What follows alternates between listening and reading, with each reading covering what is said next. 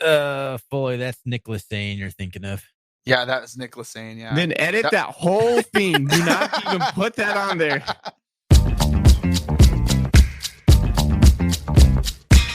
Welcome, everybody, to the R&R CatCast, a fan-based podcast focusing on Montana State athletics. We're two dudes named Ryan from the state of Washington talking about our dear Montana State. We hope you enjoy.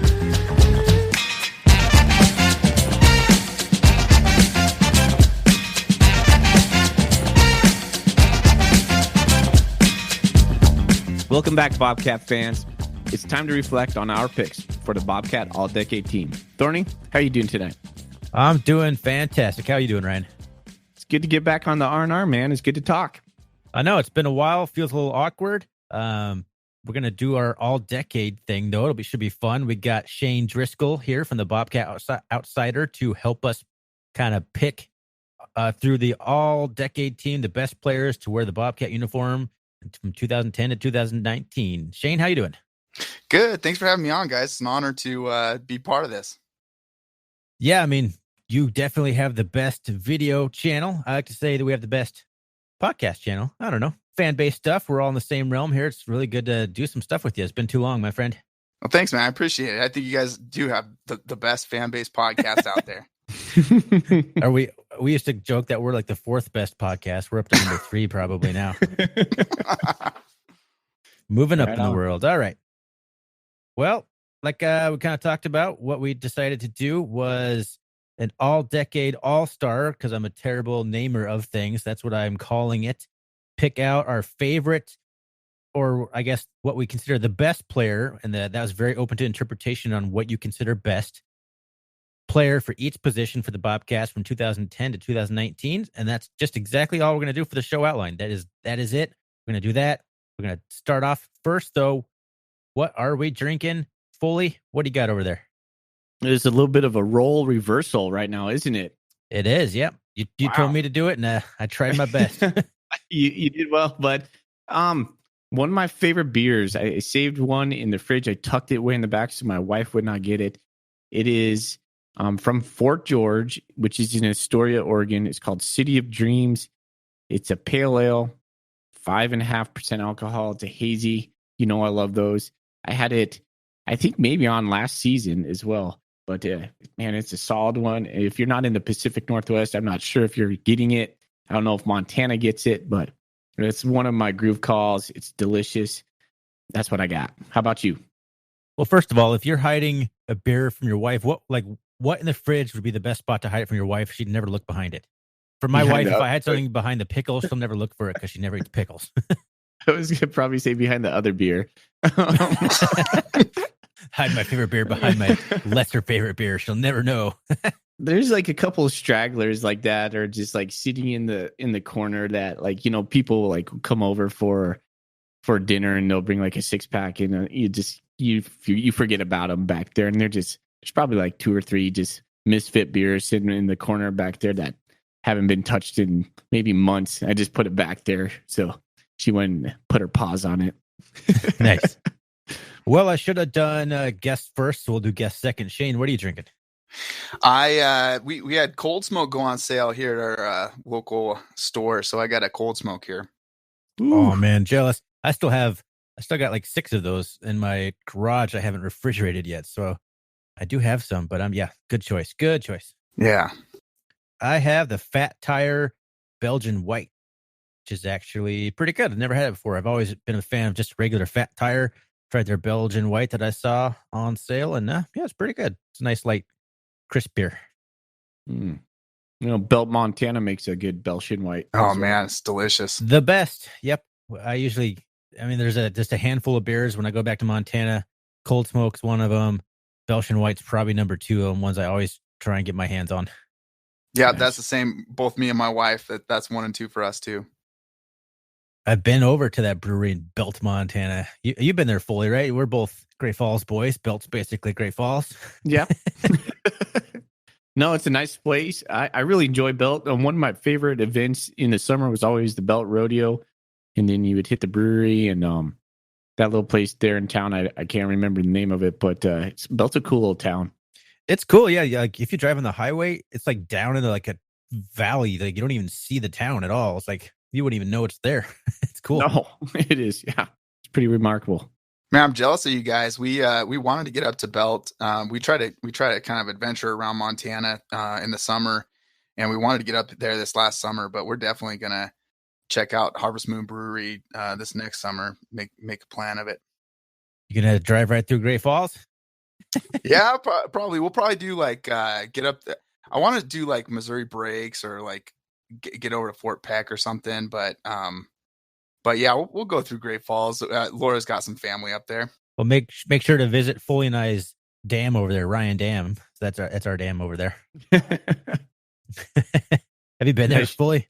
Oh yeah, I mean, I used to trail run on the South Shore Trail quite a bit over there, and you hit Ryan Dam about 9 miles out. It's pretty good. Just a little 9 mile, John. You know, whatever. I guess maybe it's not 9 from the trailhead, but it would be about like the total when you would get back. Oh, got it. Yeah. Either way, 9 miles. It's a long run. But Shane, one thing I was going to say, when you're out there, you should spend a day or two up in the Little Belt Mountains. Oh yeah. Man, the Little Belts are a really special mountain chain to me, and one of the hidden gems in Montana. Nice. Yeah. They kind of extend toward Lewistown, right? Is that right? No, that would be more like yes and no. But you got the big Judith snowies Gap down there.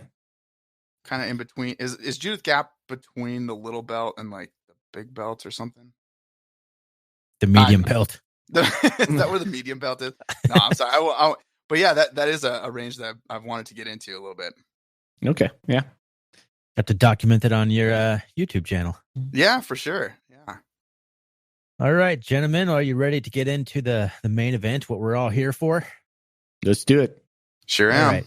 So, like I said, the criteria for our all-star, all-decade team, basically whoever you thought was best. You can choose whether that meant stats, what he meant to the team, his leadership. Was he a winner? Was he on just a good player on a bad team? How do you weigh that? That's all subjective. Completely left that open to interpretation. You only get to pick one player for each position, which made it pretty challenging. We ended up breaking it out into 16 different positions because I did break down like offensive line because that's 5 guys. So I'm like, all right, I'll do a center. And then the rest of the guys, like a tackle or a guard. We put it out there for Twitter on each one of them. And actually the hardest part for me was trying to whittle down to the Twitter parameter of 4 to vote on. I mean, 1, 2, and almost all of them was easy. 1, 2, and 3, and most of them was easy. But sometimes figuring out who was worthy of the 4th spot, basically like a little Mount Rushmore of to the 2010s was a little tricky. Even if they weren't going to affect the winner whatsoever, still I wanted to get the correct guys on the top 4. I have no idea how I'm going to point total this up. I've tried to figure it out. We'll figure it out. I want the Twitter vote to be worth something. I think most of these aren't going to be too big of. I think we're going to agree on most of them. That's what I'm trying to say. But we'll see. Once we're done, I'll put it out on the Bobcat Nation on Twitter. It's kind of our finalized list of the winners for everything based on what our feedback and the Twitter feedback is. So, how's that sound, guys? That sound fun? Thorny, you have been just peppering me with all these little text messages and emails about this. I'm just excited to get this done. I know, me too. I was like, I'm tired of like trying to figure out who the 4th best safety is. I just want to start just talking about who I think is the best safety. So, yeah. Well, all right. Well, there we go. Let's get it going. These are no particular order. We're going to go position by position. I'll probably start off with the Twitter poll, and then I'll just ask you guys if you agree with the Twitter poll, and if not, who is your pick? So might as well start off with the most important position in football, quarterback. I put it out to Twitter. Denarius McGee, Dakota Prukop, Chris Murray, Troy Anderson. Denarius McGee won that in a landslide. Shane Driscoll, guest. What do you think? Is that the correct vote? Yeah. I want to say it was Chris Murray instead. No, I'm just kidding. There's just no way you can pick against Denarius McGee in this. I mean, it's weird that he was even in this decade because he could have also been in 2010. I mean, because he was in 2010, he could have been in the first decade. But yeah, I mean, the guy was just a beast, and I don't think anyone can forget what he meant to the team and still means to the team. Ryan Foley. You know, after Travis Lulay, we went through a couple of quarterbacks, Corey Carpenter, Jack Rolovich. And then all of a sudden, here comes this freshman out of Euless, Texas. And man, McGee, gosh, 4-year starter. What can you say? I mean, he was, a newcomer of the year in 2010. He was Big Sky MVP in 2012, first team All-American in 2012, and first team All Big Sky in 2012. I think all that pales in comparison just in what he meant to the Bobcats in a time when, the Bobcats reached number one for the first time, a number one ranking for the first time in, I guess since 1984. Just his leadership. I remember Scott Manch from the Tribune wrote an article about him as maybe a sophomore or maybe a freshman. But there was a story of him picking up. They were running gassers during summer workouts or just like fall camp. And you guys remember Big Lou Saucedo? Saucedo, yep. Yeah. So the story goes, according to Manch, that between gassers, Big Lou took a knee, and McGee, a wiry freshman, went up, picked him up by his pads, got in his face, and basically said, "This is not what we're doing anymore around here." And I remember cutting that article out, and I posted it in my classroom. I remember reading it to my students, and I was just inspired by him. What else can you say? No, that sums it up really well. And first of all, how dare you forget about Cody Kempt and Mark Giddens in that quarterback right there, sorry. The tail end of the 2000s. They're probably listening to the show. Sorry, Mark and Cody. Yep. I mean, this is pretty much an obvious choice. I remember hearing about his reports in camp, how he was coming along, and people like, this freshman is just really good. And I remember specifically people talking about how he had this rapport with Tanner Bleskin, another freshman guy, and basically the unveiling party 2010, Washington State almost won that game. I was there in Pullman watching that game, watching us lose that. Just throwing that game away late in the game. But man, from day one, first game, it was the Denarius McGee show. He was so fun to watch. He holds every single pretty much passing record you'd ever want to hold. He's a stud, and this is very obvious choice here for number one. Ryan, did you know I was at that game as well? I'm not sure I did, actually. Yeah, this was one of my first dates with my wife. Nice. She's a Washington Coug, so that was fun. I didn't know that. That's cool. I actually think I might have sat near Corey Chenoweth as well, randomly in that game, in the little Bobcat section. We were probably pretty close to each other. Yeah, but we were. All right, and one thing I want to mention here, I wanted to mention this before we got into it. It's going to be interesting to hear kind of Shane's perspective, because I don't think Shane's been quite of a diehard as long as you and I have for 19 years. So I'm kind of curious to see how he's influenced by more of what he's seen recently versus what you and I would have seen from like the McGee era. It's a good point. Yeah, just for anyone who doesn't know, we all graduated right around the same time, and I've always been a fan. I've always really liked it, like Bobcat football, but as I've told these guys, I've been a casual fan, and I've just gotten more and more serious about it over the years. Maybe starting around 2014, I'm getting really serious about it, culminating into this year where I'm like covering them and doing like a YouTube channel on them and stuff. But yeah, so my stuff will be a little bit like recency biased, because my memories of those days are a little hazier. That was one of the real fun things about doing this, is researching, looking at records and stats, and you just start jogging your memory like, oh yeah, I forgot how good this guy was in 2012. So it'll be fun to see how it goes, but let's keep moving along here. Shane, you can go first on this one, but first we'll do the Twitter one. Running back.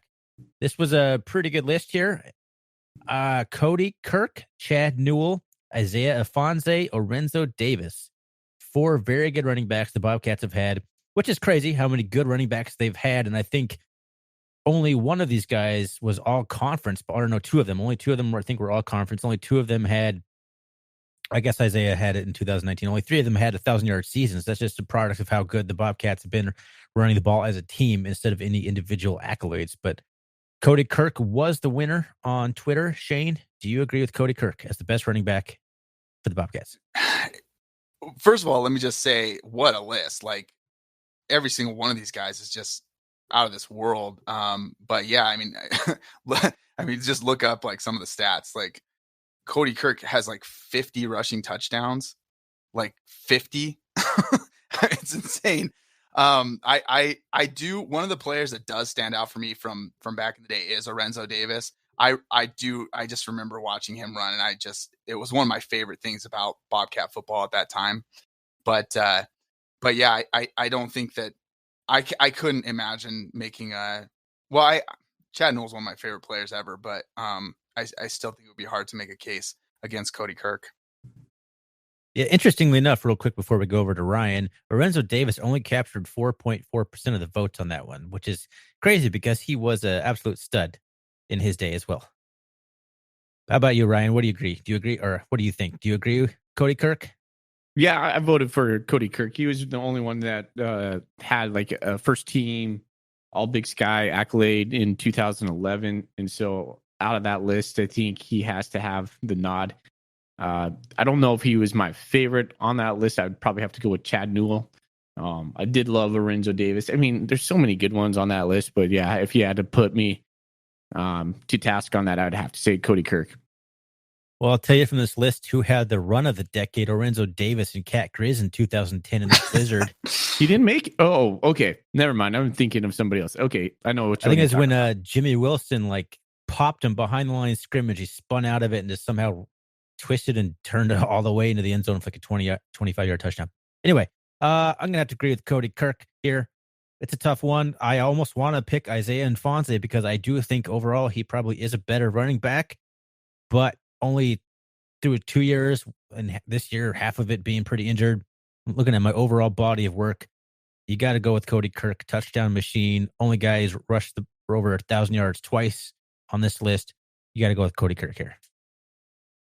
Yeah, for the record, Isaiah Ifanse is definitely going to rush for 1,000 yards again. But oh yeah, if he stays healthy, for sure.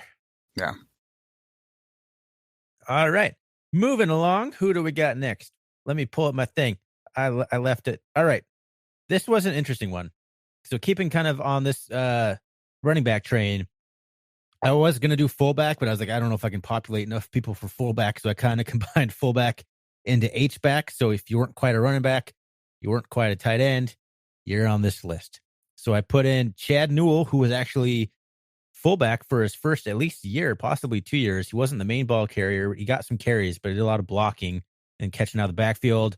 So we got RJ Fitzgerald because he is probably the only pure fullback on this list.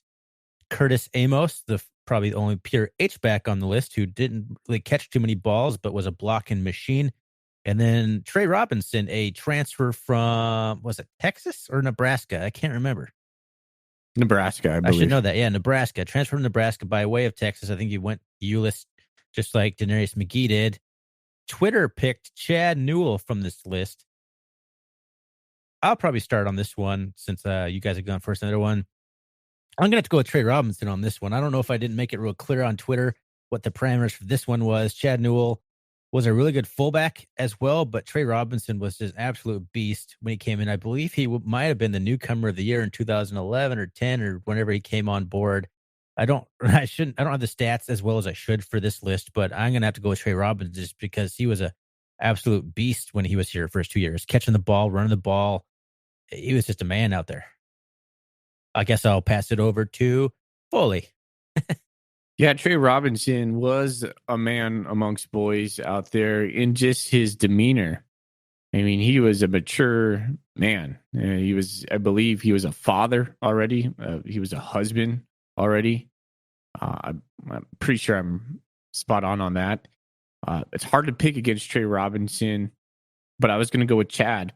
And the only reason why I was going with Chad was I feel like Chad meant so much to the team at time of so much turmoil at the end of the Ash era and then the first year of the Choate era. Man, he was just the glue guy. Him and Gunnar Brecky back there, just but it was him. The three guys that come out of that era that remind me of that time was Gunnar Brecky, Chad Newell, and JP Flynn. And Chad just seems like a consummate pro on that team, and just a guy that just represented the Bobcats. He was the Bobcat through and through. And so I love Trey. I loved Curtis. I talked about him a ton last year from what I've seen from RJ Fitzgerald. I keep can't wait to see more of it next year, but I'm going to have to go with Chad because just his toughness and just being one of the, just a Montana boy and just one of the all-time greats as a Bobcat. All right. Well, Shane, I guess you're the tiebreaker. Yeah, honestly, this is another list that's just so like these guys, like even RJ Fitzgerald, like you said, like he's so new, but oh my gosh, like watching him play, it's just fun, He's mean. Yeah, and he just like he cares so much on every single play, and that's actually what I love about Chad Newell was. So first of all, I'll just say, yeah, I remember Trey Robinson was great, but one of the reasons that I wouldn't vote for Chad Newell as tailback or running back is because I saw he had another spot here. So he's just like one of my favorite players ever. And it's, I can't say it any better than Foley just did. You put it really well, Foley, but I will add like the game that no one wants to talk about. I think it was the 14 Cat Grizz. It was just a mess. It was so terrible, but Chad Newell never gave in. He never gave an inch, and he just fought and fought and fought and had a terrific game actually, where he did some things as I think a sophomore that were just insane. Like he was like one-handed, like completely like taking a guy off his cleats into the ground with one hand, with the ball in the other hand, going into the end zone, like stuff that I was like, I didn't even know this guy was that big of a deal, but he just like never gave up. And that's what I think of when I think of like playing with heart. It's not just about like a lot of intensity when you're ahead, but when your team is really struggling and they need something and you just never give up and you are always at that 100%, it shows that you care about the Bobcats. And this particular question, I think it just reminds me of like that. I think it's really good that you guys wanted to do this and kind of go back and just give a little bit of accolade to these guys who really meant so much to the Bobcats and really kind of put it all out there, put their bodies on the line and really kind of represented our school and our our football team with a lot of pride. And Chad Newell is right at the top of that list for me. So I got to go with Chad Newell on this one. All right, gentlemen, you're both wrong, but majority wins here. So Chad Newell is going to be our winner here. All right. All right, let's move on. That very, very well said there, Shane. I like what you just said there. It's really thank you. Really good. This was one of the hardest ones for me personally, wide receiver, because basically, like all the top 5 wide receivers have played basically since 2010 because we had very prolific passing games from 2010 to 2015 or so. Lots of records being broken. So you had to choose between Elvis Akpla, Tanner Bleskin, Mitch Herbert, or Kevin Cassis. Whoa. Twitter chose Elvis Akpla in a pretty close vote. Ryan Foley, who do you have? I'm going to go to my fellow CMR wrestler, Tanner Bleskin. I think he's an all-time leader in yards. Am I right on that? That's really bad. I don't know that right now. I was looking at my stats. I can't find anything on him right now. Keep stalling. I'll find it. Okay. That's what he's definitely up there toward the top. Like it could have been. Oh yeah, no, it was receptions that Big Nell had, but I think Bleskin might have had yards, number one. But he's up at the top in any case. He played 4 years for the Bobcats. So I don't believe Akpla did. He was an Oregon transfer. Did he play 3 years for us? I want to say played 3 years, and his like sophomore year, he didn't play a whole lot. I mean, he arguably has like the most memorable catch as a Bobcat maybe ever. I don't know if that's arguable. I don't think that's arguable at all. It was like a top 10, if not the top 10 play on Sports Center. Yeah. And so, I mean, once you get past that, I don't know. I just like the Bleskin brothers. I'm a CMR. I'm a Great Falls High. Or excuse me, I'm a Great Falls kid. So I'm going to go with Tanner right there. I got to go Elvis Akpla. He's that catch was just like, I know this is a terrible reason to vote for someone as the best wide receiver in the last 10 years, but that was like, it was insane. I mean, it was absolutely insane. For anyone who doesn't know this or hasn't seen it or doesn't remember it, go back and look up Elvis Akpla catch and you'll find it on YouTube. It's just this insane circus catch where he goes up, he catches it with one hand kind of behind his head, and to get the ball back around without hitting the turf with it, he has to swing it around behind his back. And then it's kind of like, it's hard to describe, but his arm is twisted around upside down behind his back as he lands and rolls on the ground to keep it from hitting the turf. It was just the most amazing catch. So yeah, the catch was awesome. I do want to say, like, all these guys, again, really, I know I've been saying this a lot, but this is four really great guys, and Tanner Bleskin probably deserves it. I'm still voting for Elvis Akpla, but also Kevin Cass is a guy who's somehow made statistics despite the fact that it's like almost all run all the time team. So you really have to, I'm just glad that you guys kind of honored him by putting him on the list, because he really is a special player that never really kind of got the system that he deserved. Well, Cassis is my second vote on this easily. Shane, I'm just going to put this real quick. As we just kind of talked about Chad Newell being a consummate Bobcat, Kevin Cassis has been a consummate Bobcat as well. No, totally. That guy bleeds blue and gold. I just love that about that guy. Yeah. No, it was a tough choice for me as well, between Tanner Bleskin and Elvis Akpla, but ultimately I had to go with Elvis Akpla as well. I just think you compare the accolades here, it's going to be probably Tanner Bleskin a little bit. Bleskin, I don't think ever went over 1,000 yards as a receiver. Akpla had 1,100 yard season in 2011.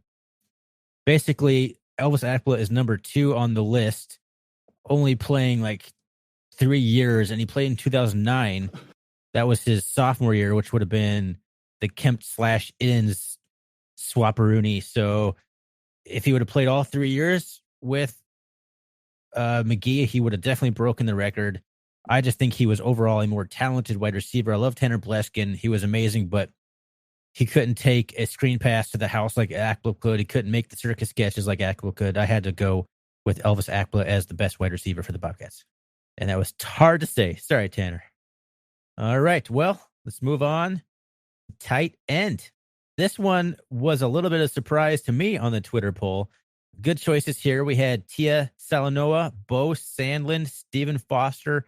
And here's another one where I had a really hard time picking a fourth spot. I picked Kyle Baker, but you could have put Wilson Broughton there, as who I probably had as the alternate. Bo Sandlin ended up winning the spot from his 1 year in 2015, question mark. But yeah, Bo Sandlin, who ended up having a little sniff in the NFL. Let's see. I think it's Shane's turn to pick. All right, who do you got here first as your all-decade tight end? Okay, I like Bo Sandlin. Who is very talented and just huge. But come on, you got to give T.I. Salanoa this one. He was just a great tight end and just such a Bobcat. I mean, Bo Sandlin's like, I'd like to go up to Montana and see what that's about. But it's like, I definitely give T. Salanoa this one. Ryan Foley, do you agree? No, absolutely.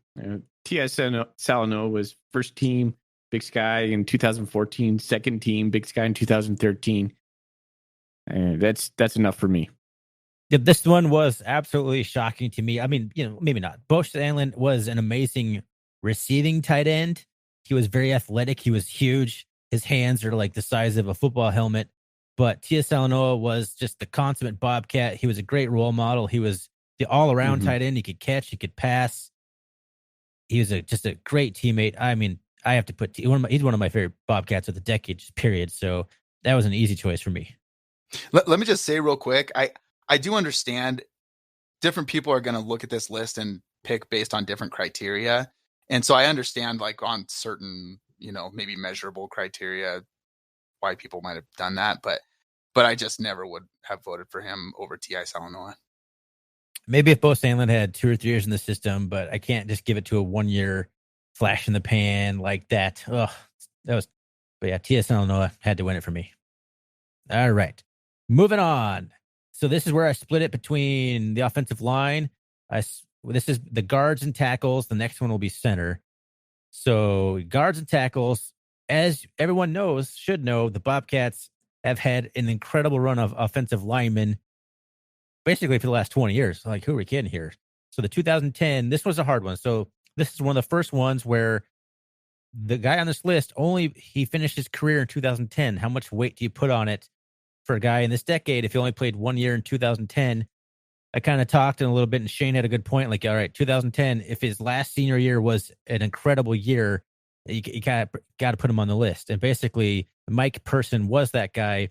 First team conference, first team All-American, going to the Super Bowl. Yeah, Mike, good job. Yeah. Woo. So he made the list here just for that 1 year alone. Then we have John Weidenauer, J.P. Flynn, and most recently, Mitch Brott. What a list. I guess it's my turn. Crap. All right. I'm going to go with Mike Person. I know he only had 1 year on here, but I think he was the most talented of the bunch, as obvious from his NFL career, staying power. Mike Person was just one of my favorite guys on the team from Glendive, Montana. Just a great role model, great person. Hell of a tackle, Mike Person. How about you, Ryan? I came into this thinking I was going to pick Mike Person, but I'm not. I'm going to go with J.P. Flynn. He might not have the accolades that Mike did, but just nostalgia is coming over me. And then that guy is just a Bobcat. I mean, all these guys are. Jeez. I mean, holy cow. I mean, did you even have John Weidenauer on the list? Yeah, there he is. Holy cow. But who started 47 straight games or something like that, only recently broken by Mitch Brott. Yeah. I mean, there's so many stories we'll never know about these guys, but here's why I'm going to pick J.P. Flynn. I was listening to a interview of his last year, and he was talking about Choate's first year, and he was like, we were like, what did we have, 4 wins Choate's first year? We were pretty crappy. Yeah, something like that. And we were on some sort of losing streak within the conference, and so JP's talking about this, and he's like, him and Gunnar are sitting in the locker room, and they're like, man, what do we need to do in order to keep this thing going? And so they had recognized that Choate was, his vision was going to be bigger than just that season. So they went to Choate and said, what can we do for you, essentially? What can we do as Bobcats? What can we do as senior leaders? And that kind of leadership just excites me, and it always has. And when I see people rise up like that and sacrifice themselves for the greater cause, that just speaks a lot to me. And I just think that's just telling about a person. And everything I've read about J.P. Flynn, everything I've seen, he's just that kind of dude. He's one for the team. He's a tough guy. I believe he's a Billings guy. I don't know. I just like what he embodies in my mind. JP's from Bettendorf, Iowa. Totally wrong on that. I was like, I lived in the Quad Cities. From Iowa. That's the only reason I remember that is because I lived in the Quad Cities, which is actually the same area. What was I thinking of then? I don't know. All right. But yeah, I'm still going to stick with J.P. Flynn. But like I said, I had highlighted coming into tonight, I had Mike Person right there. An awesome Glendive story. I mean, couldn't be happier for him going to the Super Bowl this week. Wow. I mean, that's just awesome. But I think I'm still going to go with J.P. All right, Shane, what do you got?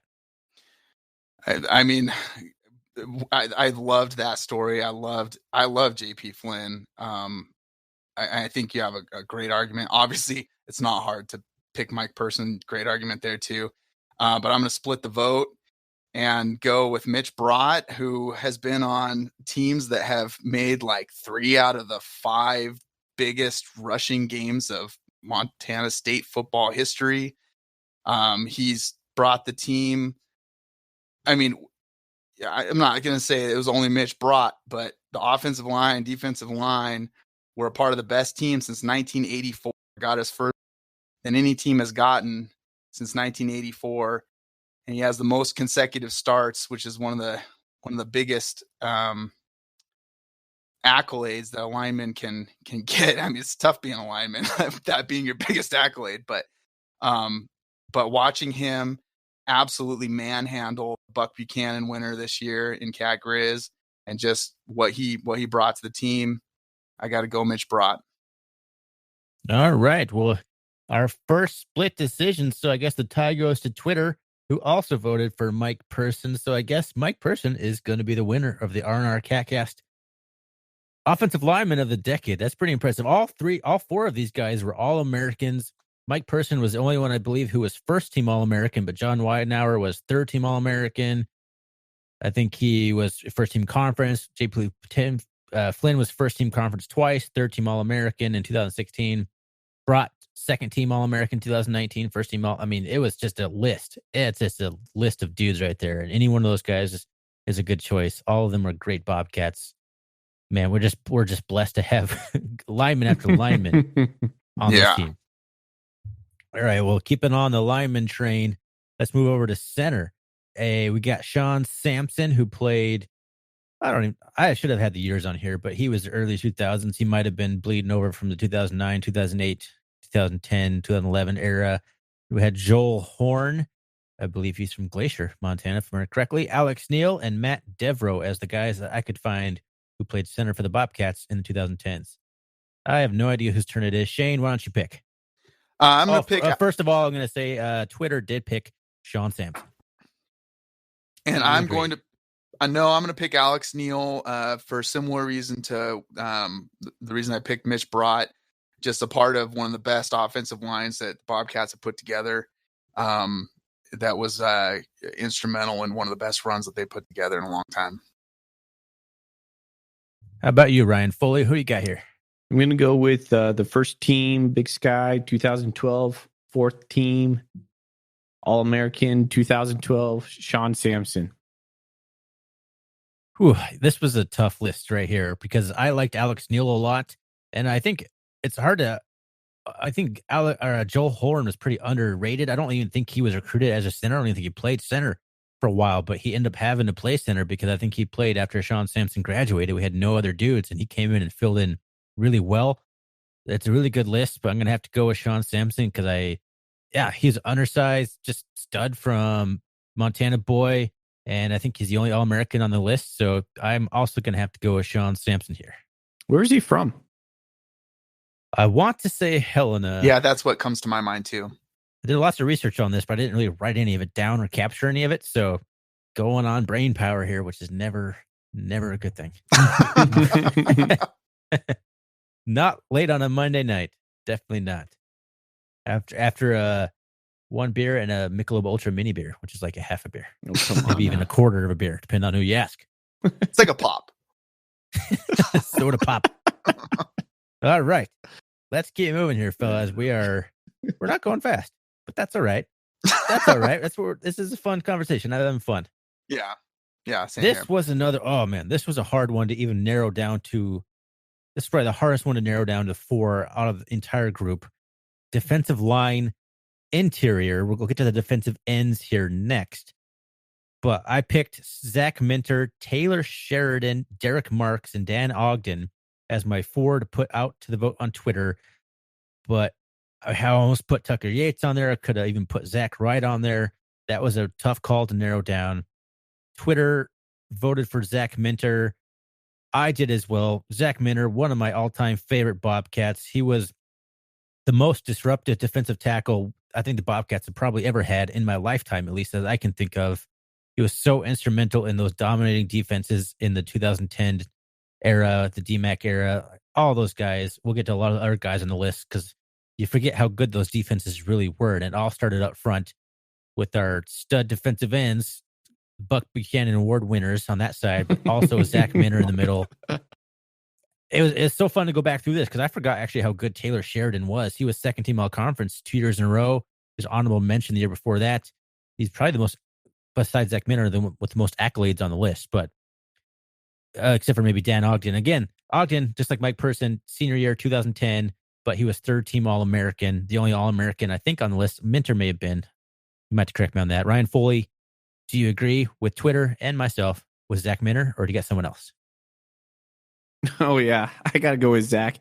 Has one of my all-time favorite plays as a Bobcat, him intercepting a pass on Eastern Washington. That same game when Taiwan Jones went out, an injury, but took it to the house. I was like, who's that guy? All of a sudden, he splashes on the scene. That guy was just gregarious, happy, violent, all at the same time. I'm pretty sure he could do a standing backflip. He's one of my all-time favorite. One of my all-time favorite guys right there. I could not pick against Zach Minter. Love that. All right, Shane. Let's see if you got any recency bias here, or are you going to go with Zach Minter? Oh, yeah, no recency bias at all. I'm going with Derek Marks, but no recency bias and totally on the up and up. No, only because Zach Minter only because my vote is like Montana's vote in the presidential election. It doesn't matter because everyone else swamps it anyway. It's that's not a political thing. That's only because we only have 2 electoral votes. And it's generally not decided by more than that.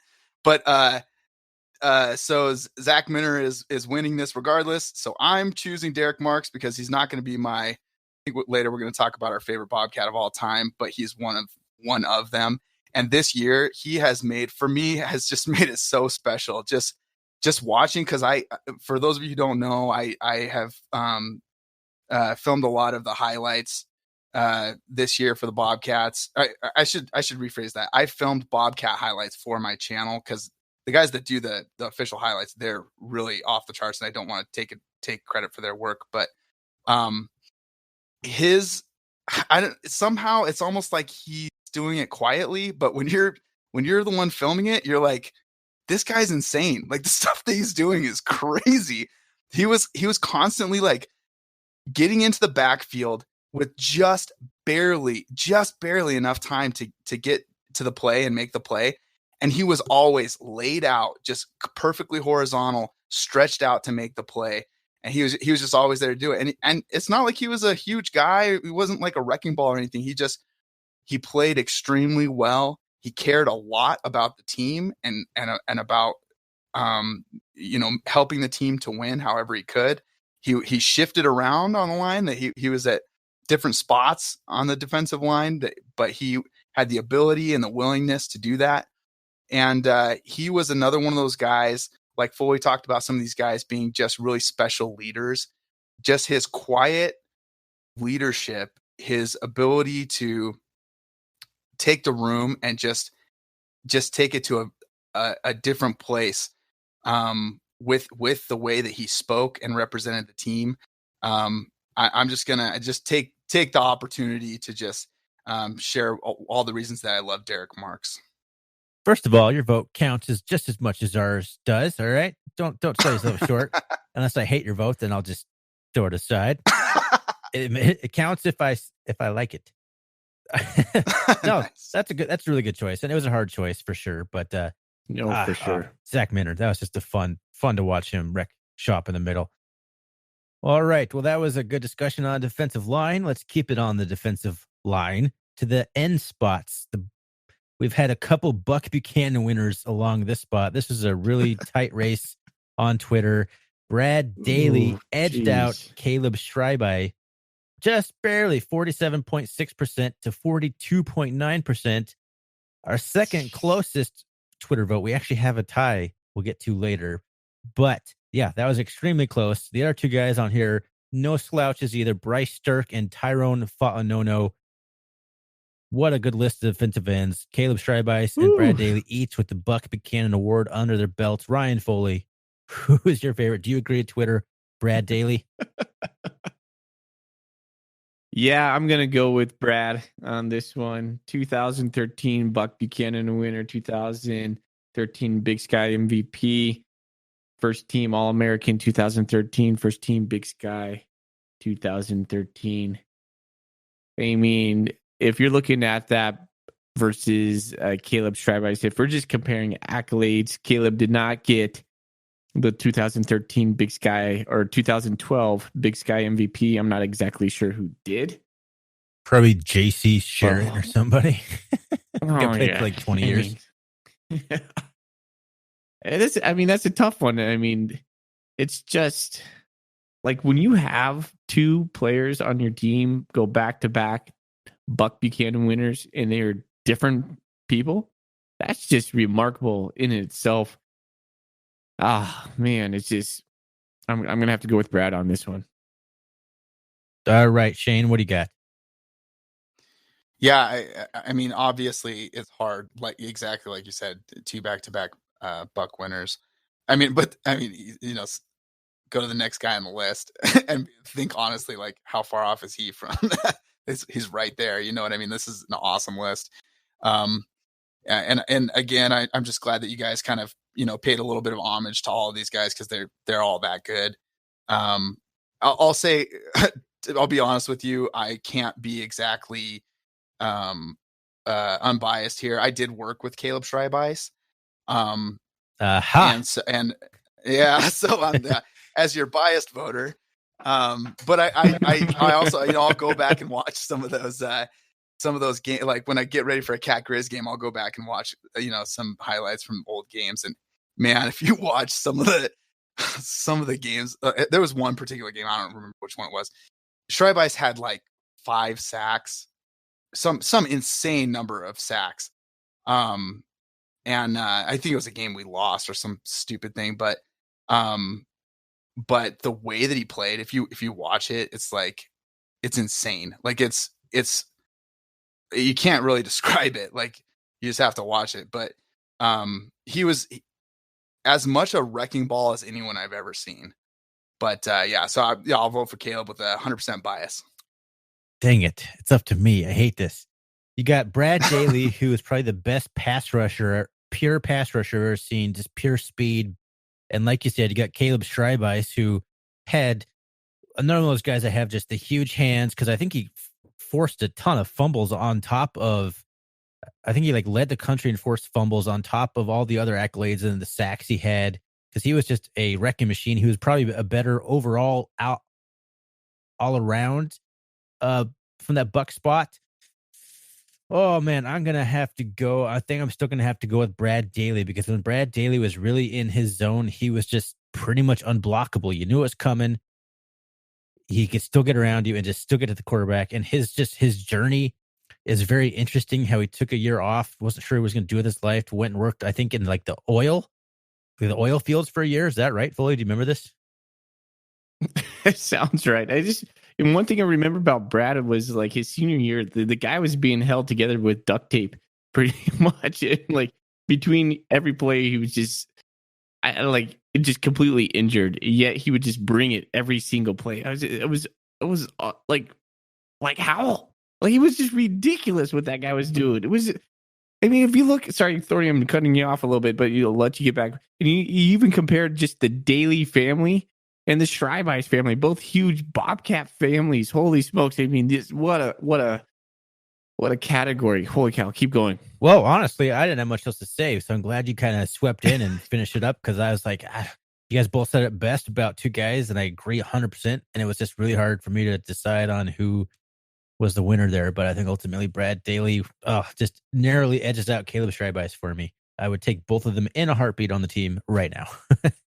I'd take any of those guys. Bryce Stirk, Tyrone, Fa'anono. Golly, that's such a good Fa'anono is such an underrated guy. Like, he was basically like the only guy holding down the edge for those in that early Ash years, and he just was around the program forever. One of those glue guys. Just, he was a big boy too. He was a good player.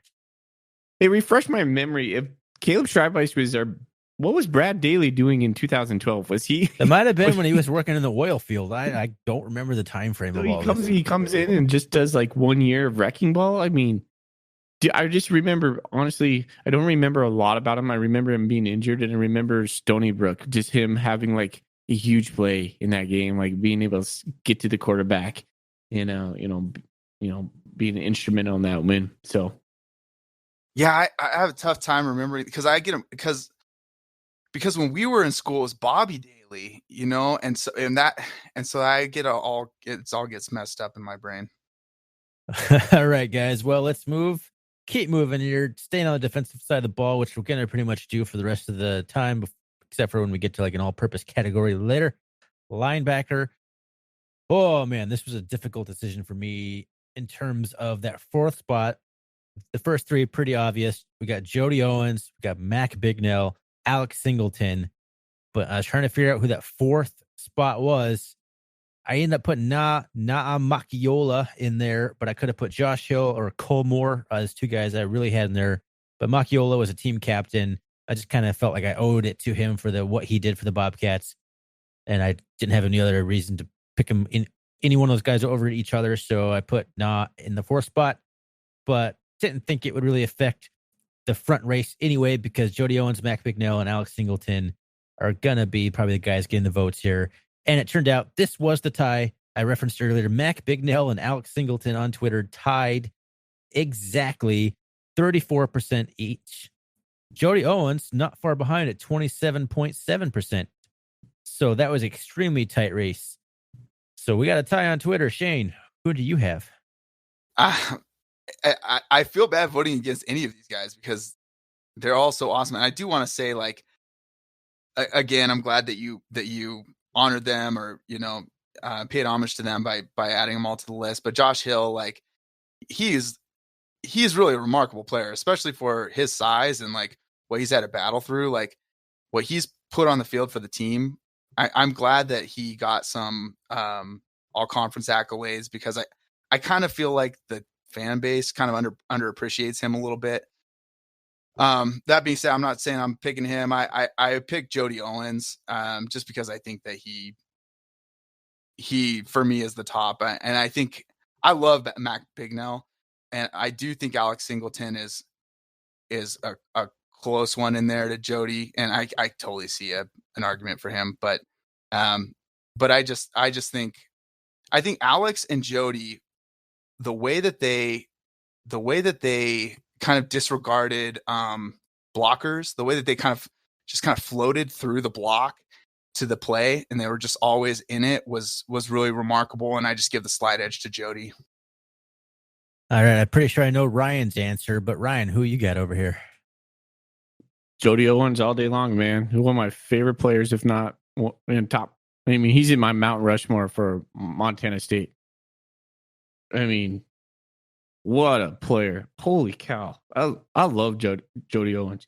Big Sky MVP 2012, 3-year Big Sky champion, All-American 2011, 2012, first team All Big Sky 2011, 2012. I mean, when's the last time we've had a guy with that kind of fluidity and athleticism and just straight up baller skills at linebacker? I mean, Mac Bignell, Alex Singleton, no disrespect to those guys. Those guys were all-time greats as well. But Jody Owens was just a step ahead, in my opinion. I love Jody Owens. He should be honored as the top linebacker. In this poll, people got it wrong, specifically on this. I don't know how you not go with Jody Owens on this one. I mean, I have to agree, Jody Owens, and I didn't even think it was going to be a contest in my head, which is impressive. Like Mac Bignell and Alex Singleton are amazing linebackers. And Alex Singleton, certainly on the list, is probably the guy that you look at him and is like, that guy's a linebacker. He's got the it factor. He just looks the part more than anybody on this list. Jody Owens, I believe, wore those like small, like shoulder pads, so he looked even smaller than he was. But I think he ended up playing about 220, 225. So decent size, at least, especially back in that era. It seemed to be a little smaller on the Ash teams, but he was a good sized linebacker. But he was the guy just making plays, blowing through the line, and just laying out guys behind the line of scrimmage. He made the most amount of stuffs and yards behind tackles behind the line of scrimmage. And I loved watching him play. So it just meant so much to that team and the Bobcat team, just the heart of the defense on those, just the revitalization of the program under Rob Ash. I'm going to have to go with Jody Owens here as well. And that's absolutely no disrespect to Mac Bignell or Alex Singleton. Holy cow. What a list of linebackers right there. But jeez, yeah. Jody Owens, yeah. He's one of my favorite Bobcats as well of all time. All right, let's move on. That was fun. Let's keep going here. Let's go to the cornerback spot. Another spot that was kind of hard to populate the Twitter poll, but I'm pretty sure I knew who was going to win, and it turned out to be true. We had Deontay Flowers, Darius Jones. And this is where things got a little trickier. I put Bryson Keaton in there, and Tyrell Thomas had actually a pretty solid year last year, so I bumped him into the 4th spot. But I very well could have put Sean Gores in there. I could have put Damian Washington just for the career he's had, and even another Bo Sandlin type situation. We had John Walker come in for 1 year and really make a splash in 2016. I thought he was an outstanding corner. Wish would have had him for more than 1 year, but he was a grad transfer, played only 1 year. I guess I'll take this one. I voted for Deontay Flowers, as did Twitter. He was just in a time where it seemed like we couldn't buy an interception. Deontay Flowers was the only guy I thought who could really make a play on the ball. It could make a break on the ball. I think he had that big pick 6 or that big interception in the Eastern Washington game. I think they were coming off their national championship season. We beat him over in the Inferno. But I think we may have been the first team to do that. Deontay Flowers is a big part of that. So he's a big part of the success of those early 2000 teams. So Deontay Flowers has my vote as the best cornerback for the Bobcats in this decade. Shane, do you agree with that? Do you agree with my top 4? Yeah. It's interesting because it would be interesting to see if Munchie was healthy this year, what he would have done. But this is honestly, cornerback is a hard one for me.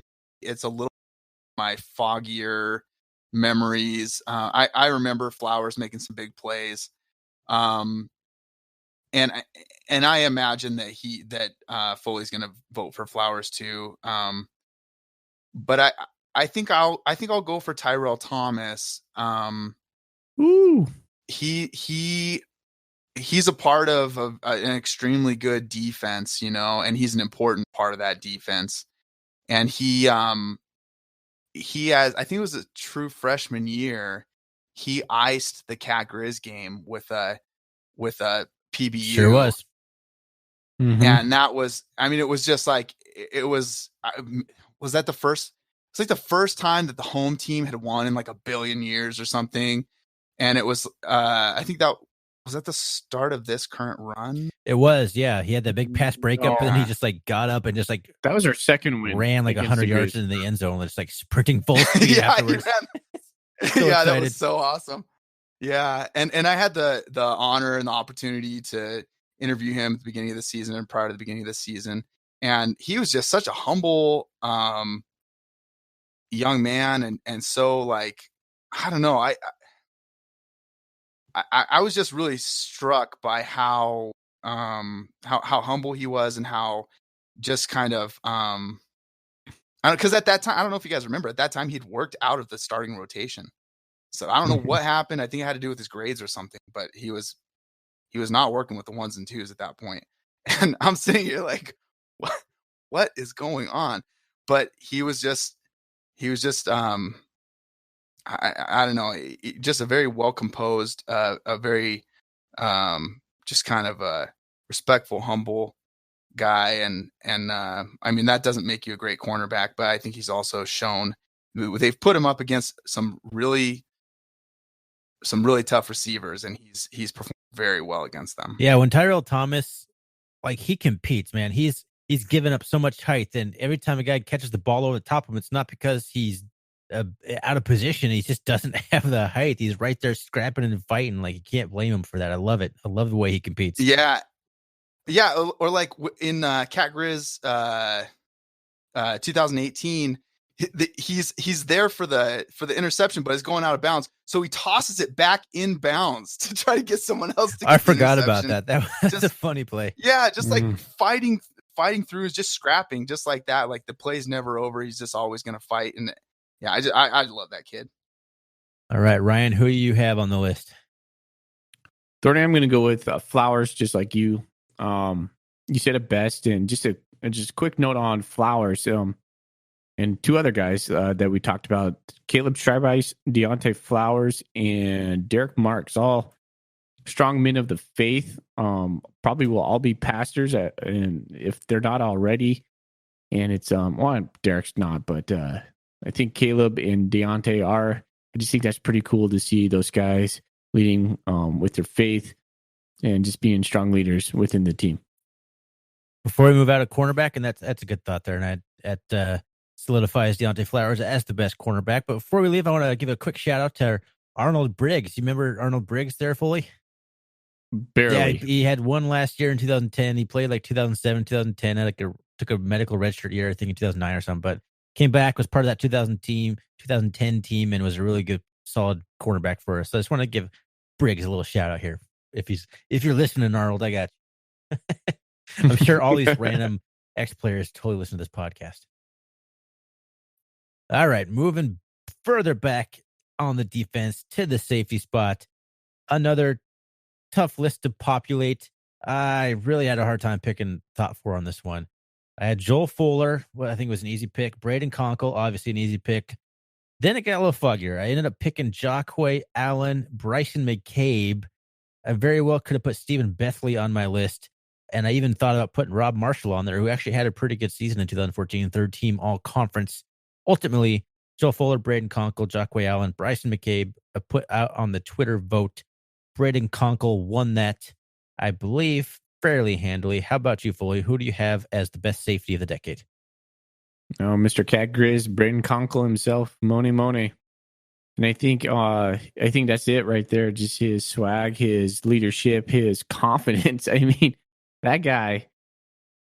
I mean, he's got some swag. I mean, I don't want to say the word I really am thinking in my brain, but I mean, to come out and just say what he did after the Cat Grizz this year. When did you know we were going to beat the Grizz? Last Saturday.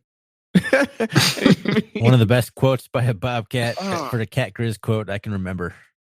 Oh, that Saturday after we beat UC Davis, like an hour after UC Davis, on my Twitter feed comes on.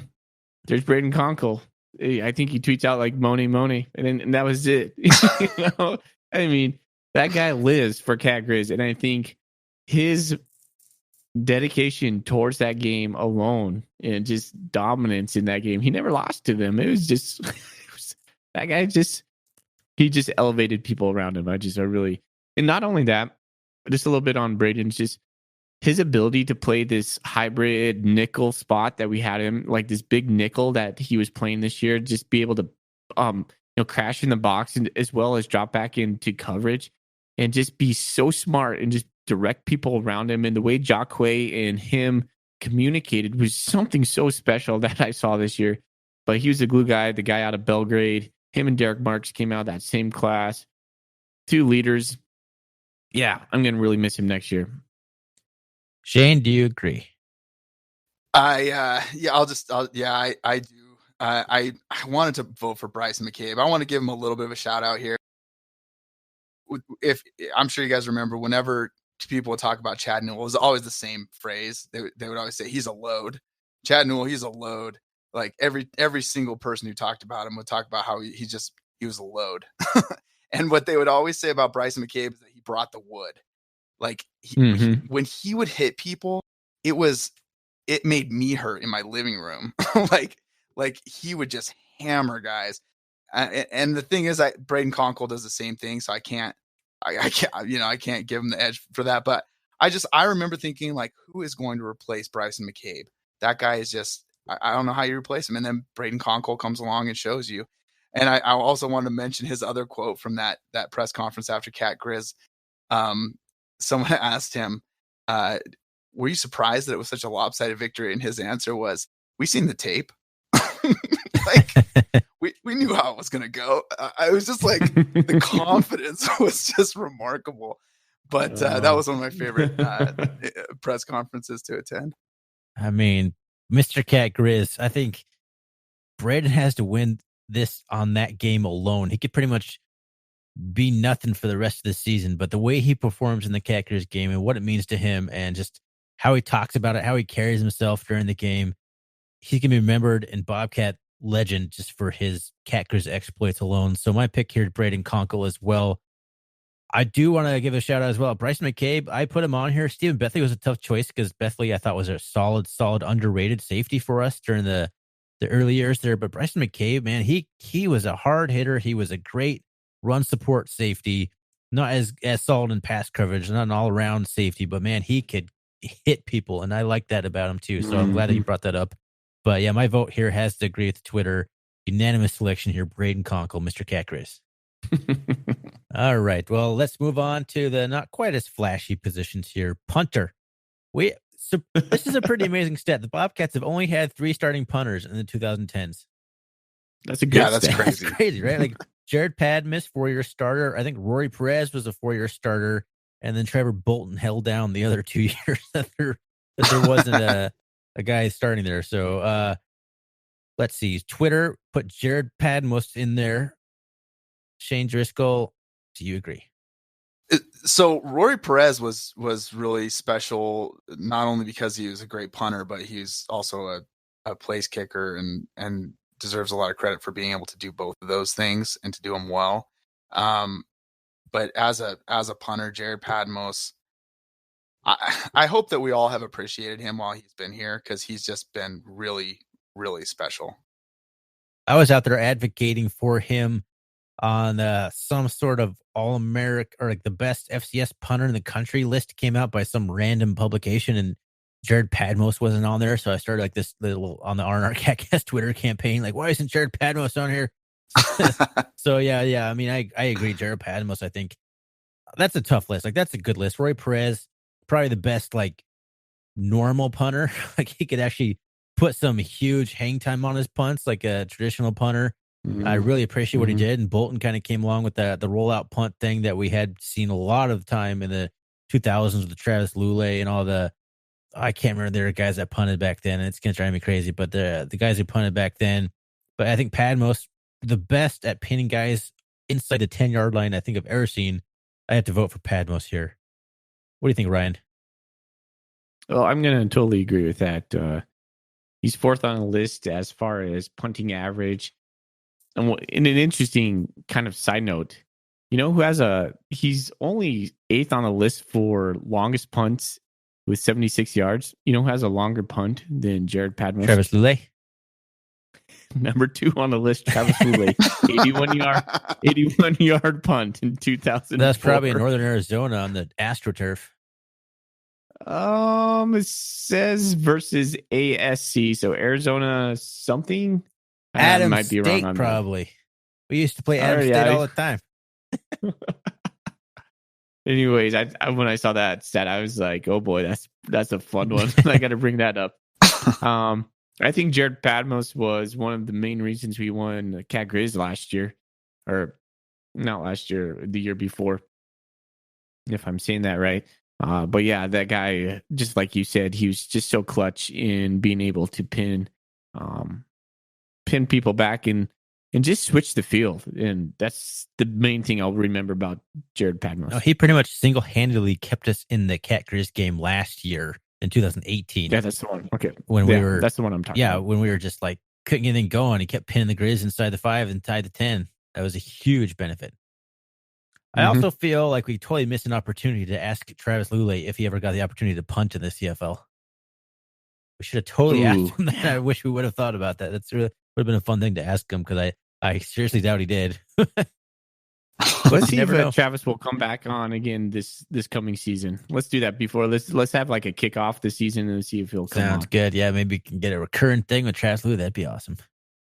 Yeah, he told us he would, so let's take him up on it. All right. Well, Jared Padmus, unanimous here as well.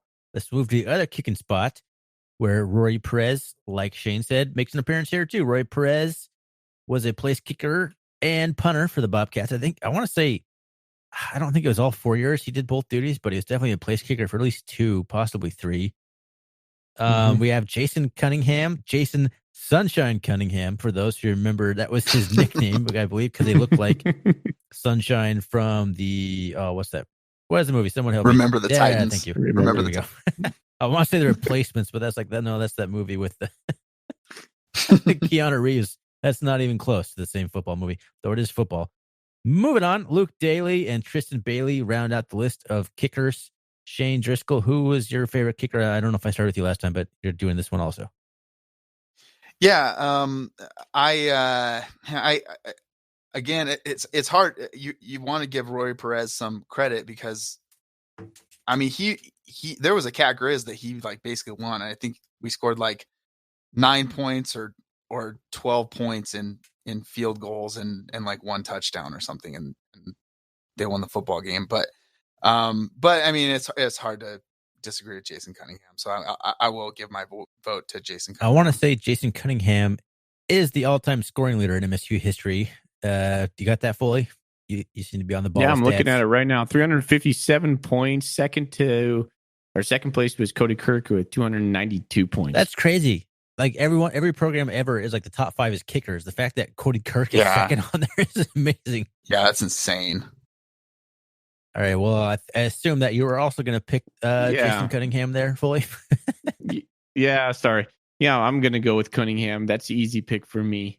One of the most consistent guys who could bang it from 45 to 50 pretty on consistent basis. So, sunshine all the way. If I'm looking back at Bobcats that I'm surprised never had an NFL career, like Jason Cunningham's at the top list. I don't know how he didn't really get a chance in the NFL. I don't know if he just didn't want to, but he had the leg, he had the accuracy to get, you think, some tryouts. Like I'm just surprised he never stuck around in the NFL. Yeah, I think he wanted to. Too. Because there was that Eastern Washington game. It might have been the same game we were talking about with Deontay Flowers, but he kicked 2 field goals of 50 plus in one game. It might have been 2 of 55 plus. It was insane. Like he had a huge leg. He was accurate. I don't know how he just didn't get a shot in the NFL, but yeah, I love Jason Cunningham. That guy was the best kicker I've seen in the Bobcat of all time in my life. We went through a series of really bad kicking in the 2000s. I don't know if you remember that. It was bad. Yeah. All right. Well, all purpose. This was mainly, I put this on here for like kick returns, punt returns, but a lot of these guys also were on the field for other positions. So you can kind of take that into account, but I think it should be weighted towards the all purpose nature of it. This one got me passionate about the guy who didn't win, and I don't think he should have won, but I'm pretty surprised that Everett Gilbert pretty much got no love on Twitter, which was really shocking to me considering the guy is like top 5 categories and multiple categories on the Bobcat history. I'll get into that a little bit here, but Everett Gilbert, Logan Jones, Gunnar Brecky, and Sean Johnson round out the all-purpose list. Let's start over with Ryan Foley. Twitter voted Sean Johnson. What do you got? Your favorite Bobcat of all time, Sean Johnson. I knew you were going to put that one in my court right there. I'm actually going to go with Sean Johnson, your boy, Thorny. And if nothing else, he was the most probably electric guy I can remember. He could take it to the house. I don't think Everett Gilbert ever did take it to the house. I didn't think that was a conversation you and I had. I did love me some Everett Gilbert. But Sean Johnson really benefited from a offense and an offensive coordinator that really, maximized his skills in just his sheer speed. It was just like one of those. He was kind of like one of those players. Like when he got the ball, you just had to watch.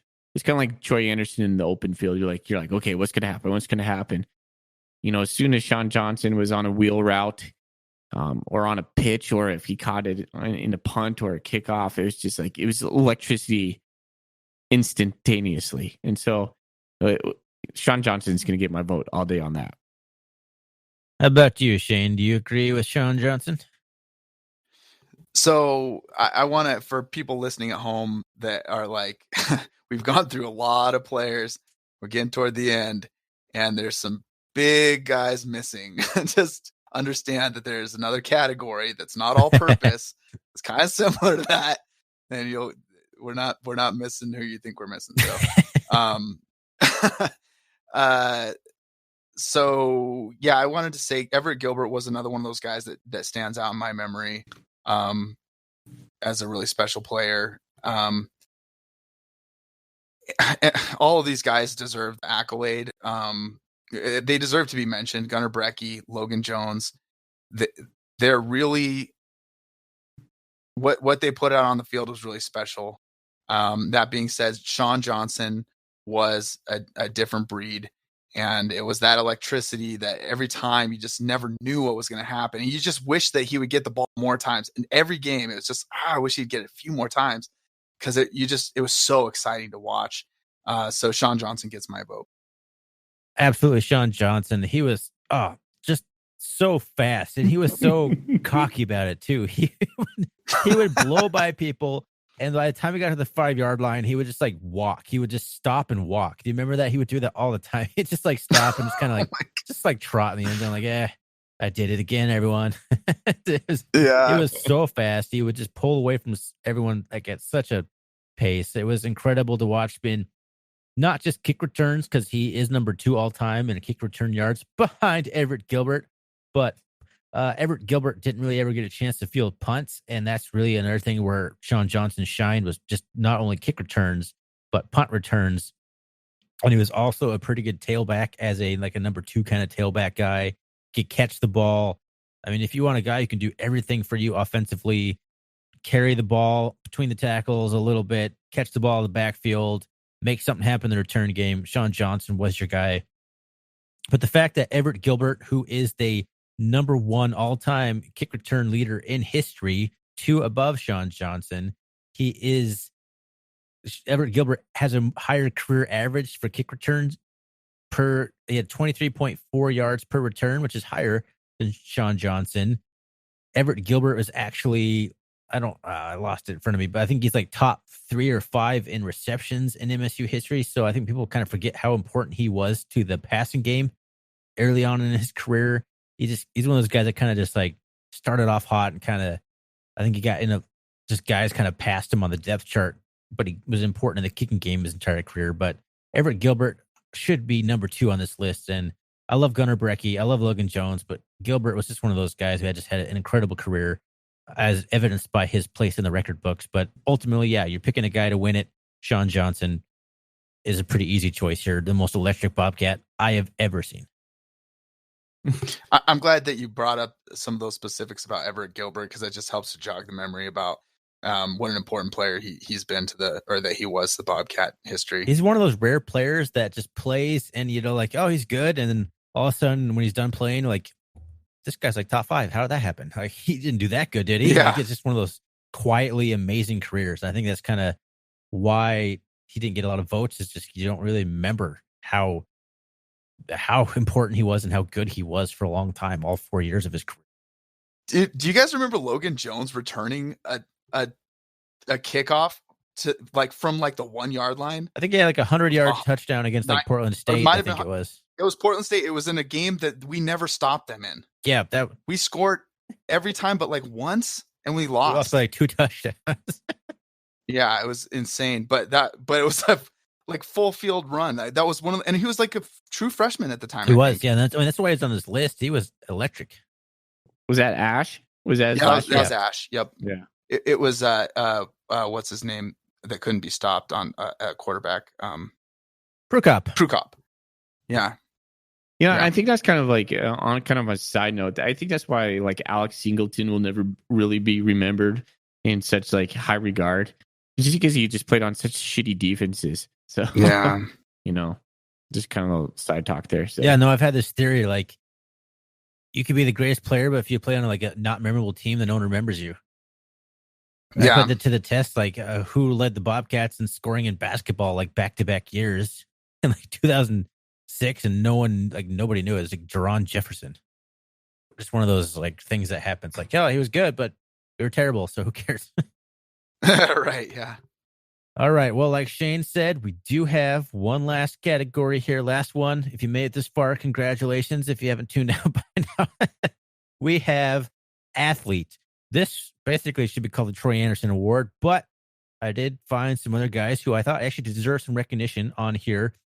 I kind of thought, what kind of constitutes the athlete category? I thought you had to excel either in one season or over your career at least one position, and not just left guard over to right guard. I mean, yeah, that's a change, and don't get me wrong about that, but I need a whole separate position change. So Troy Anderson, obviously quarterback, running back, linebacker, pretty good, right? At all the spots, we had Travis Johnson, pretty good at the Wildcat spot, but also a very good wide receiver. Braden Conkle, I put on the list because he had a year where he pretty much exclusively played linebacker. They had to move him down there because the depth. And then Stephen Foster, if anyone remembers what happened in 2011 and 2012. He was all conference tight end in 2011.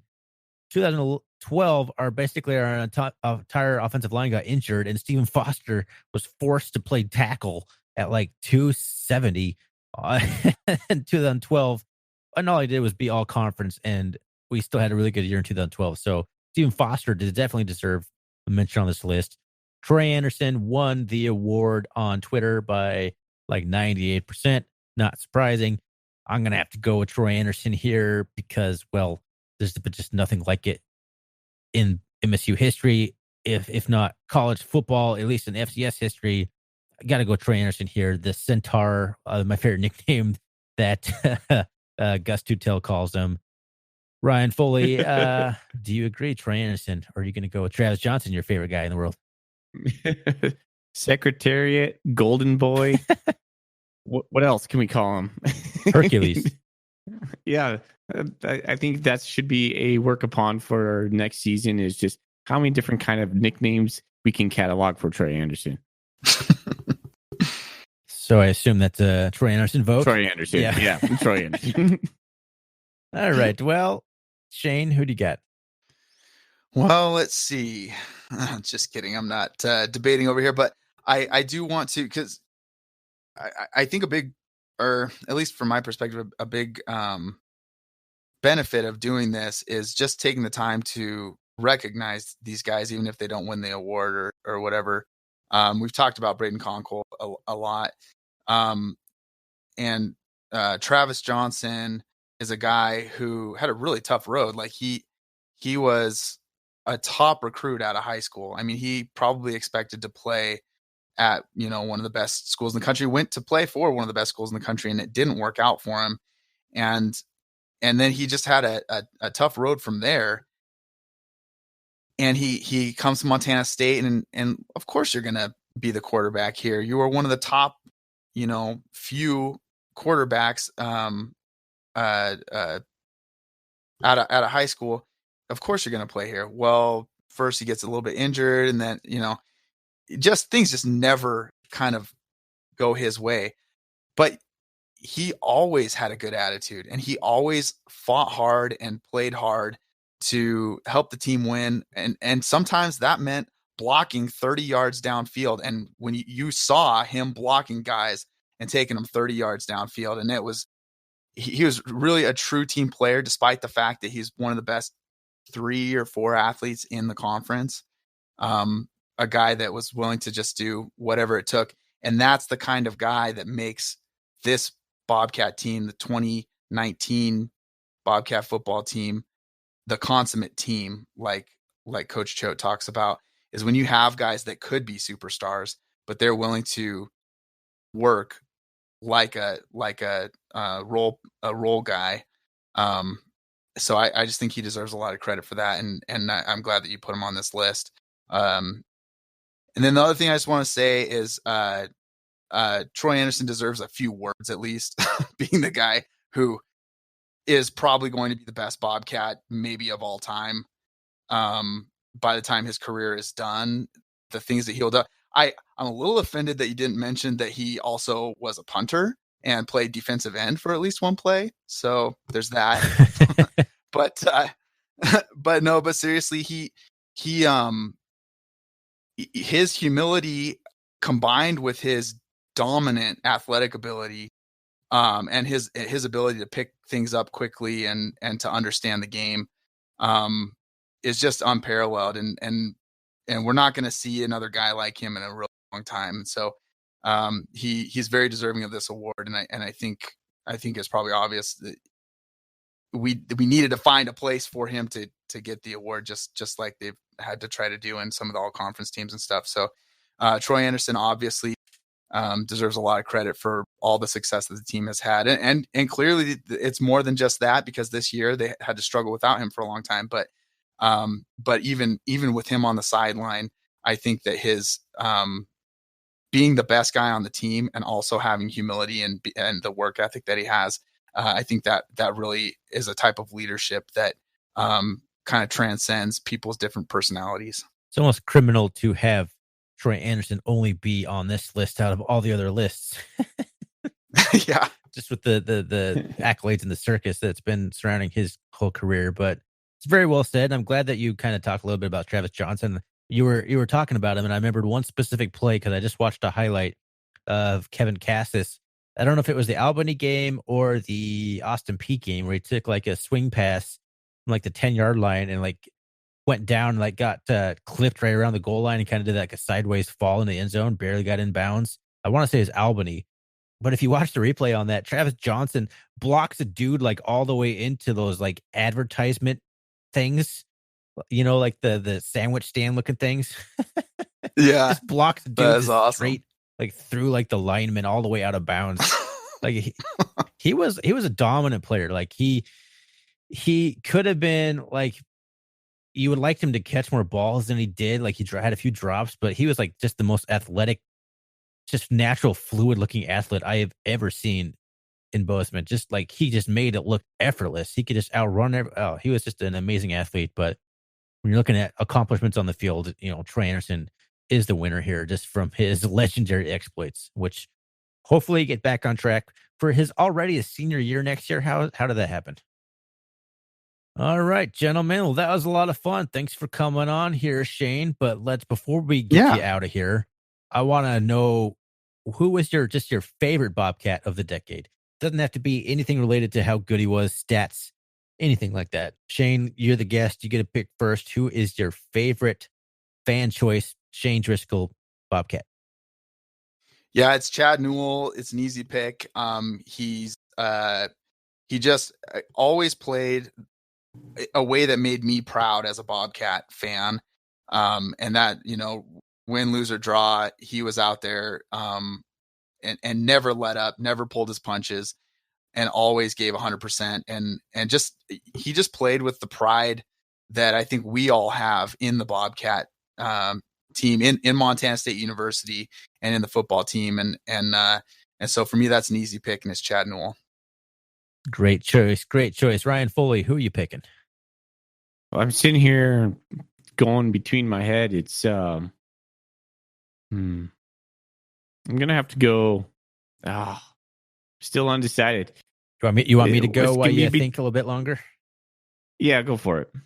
So I had some tough choices here too. I was thinking in my head, it's gonna be Jody Owens. I love the way he played. But ultimately, I have to actually go with kind of probably an unpopular popular pick. I'm going to go with Troy Anderson just because it's ridiculous to watch him play. It's so fun. Every time he comes on the field, you're just like, what is Troy going to do? You just sit there and just like your eyes are fixated on him. Doesn't matter if he's on offense or defense. You're just watching what Troy's going to do.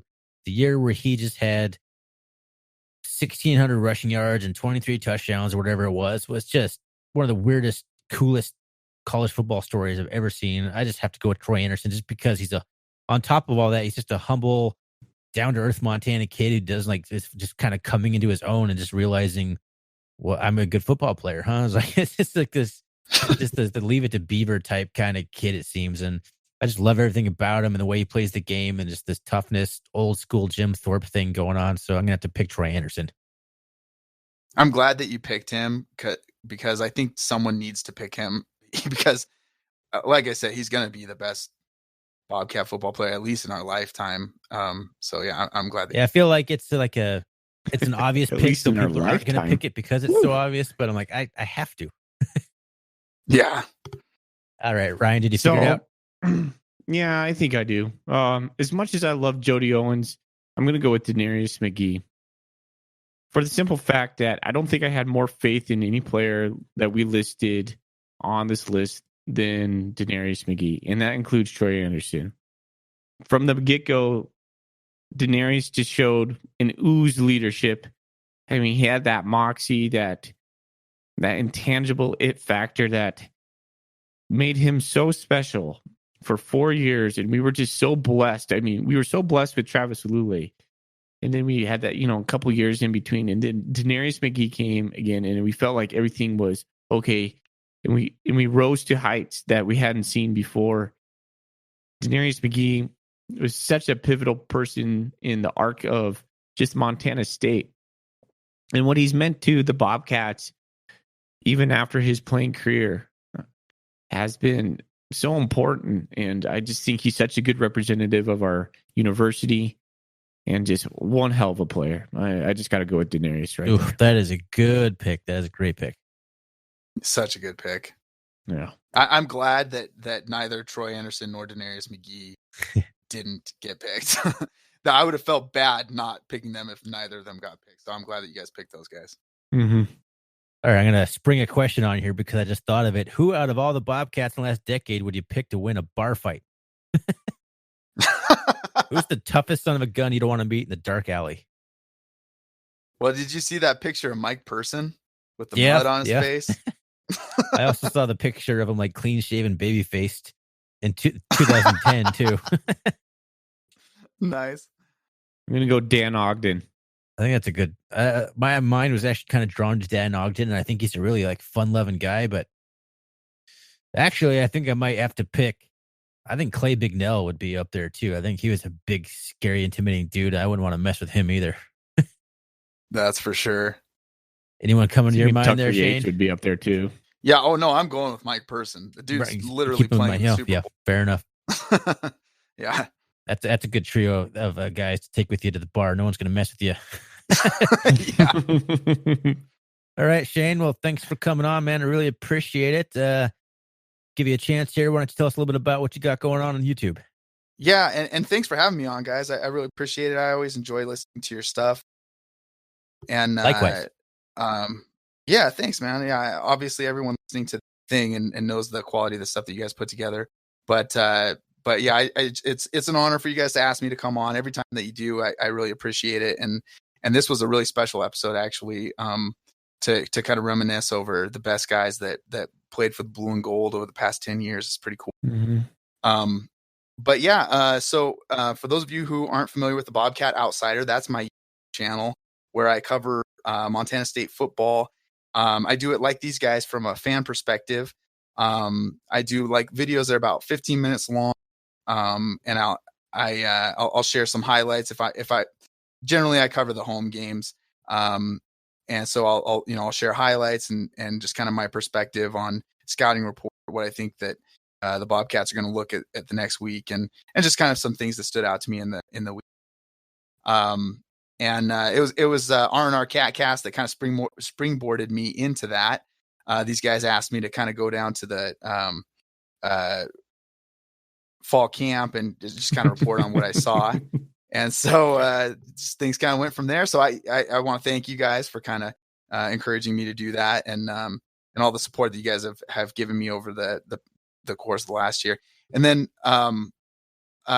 real quick, I'll just mention I also have a channel where we just kind of share our adventures around Montana and some of the national stuff like that. We call it Adventures of Shane and Laura.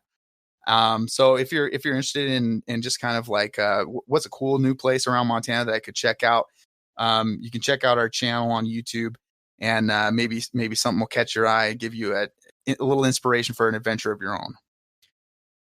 Yeah, that's great. I've definitely watched both your channels there, and I love all the work you guys do, you and your wife. It's really fun and interesting to watch, and I appreciate what you do. Thanks, Thorny. I appreciate that.